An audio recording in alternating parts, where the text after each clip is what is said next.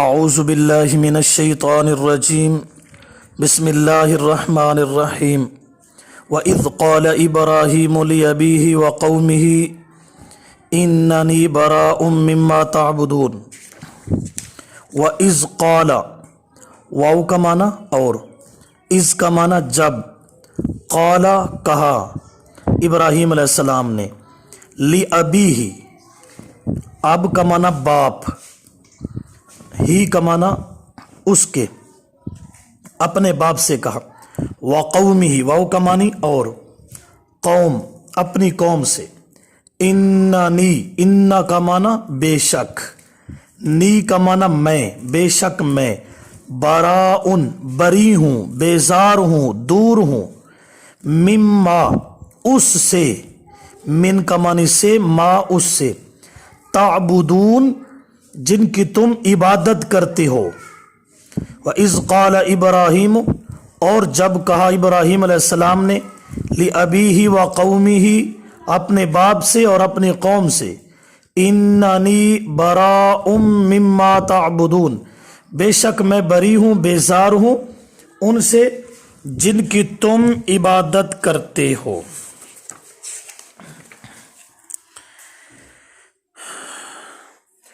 وَإِذْ قَالَ إِبْرَاهِيمُ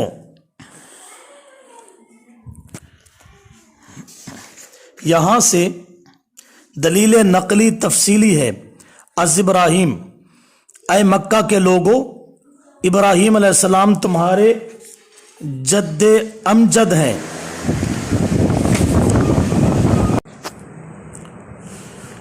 اور تم اپنے آپ کو ابراہیمی بھی کہتے ہو، ذرا ابراہیم علیہ السلام کی دعوت تو دیکھو اور اپنے عقیدے بھی دیکھو۔ براءن مصدر ہے مبالغہ کے لیے ہے، بری ان کے بجائے براءن مبالغہ۔ براءن میں بری ہوں بیزار ہوں اعتقاداً بھی عملاً بھی، تم شرک میں مبتلا ہو میرا تمہارے ساتھ کوئی تعلق نہیں۔ الا الذی مستثنی منقطع ہے،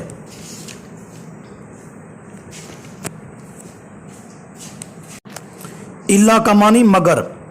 الذی وہ فطرا پیدا کیا، نی کا معنی مجھے، فإنہ فا کا معنی پس، ان کا معنی بے شک، ہو کا معنی وہ یعنی اللہ، سیہدین سین یقیناً، یہدین ہدایت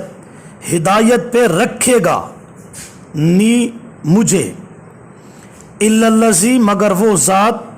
فطرنی جس نے پیدا کیا مجھے،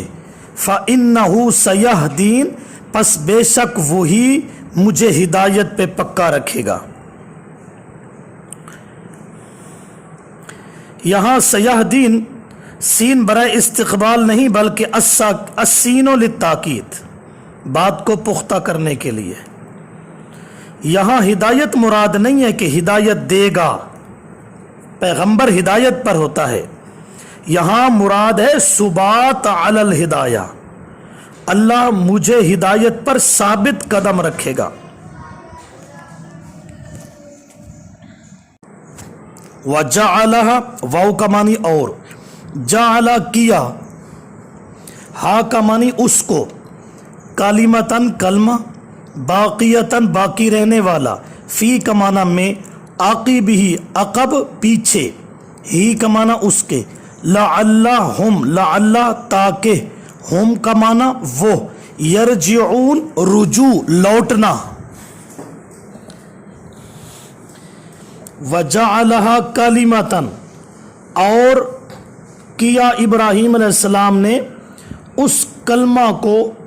اس کو کلمہ باقی رہنے والا، اور کیا اللہ نے اس کو کلمہ باقی رہنے والا، فی عاقبہ اس کے پیچھے، لعلہم یرجعون تاکہ وہ رجوع کریں۔ اس کا کیا مطلب ہے؟ جعل کی ہوا ضمیر مستتر کے بارے دو قول ہیں۔ پہلا، اس کا مرجع حضرت ابراہیم علیہ السلام ہیں، اس آیت کا مطلب یہ ہے کہ ابراہیم علیہ السلام نے اس توحید والے کلمے کو اپنی نسل میں چھوڑا وہ اس طرح کہ وفات کے وقت وصیت فرمائی تھی وَوَصَّى بِهَا إِبْرَاهِيمُ بَنِيهِ إِلَى آخِرِ سورۃ البقرہ، کہ اسی توحید والے کلمے پر عقیدہ الوہیت پر باقی رہنا ہے۔ تو پیغمبر کی سنت ہوئی کہ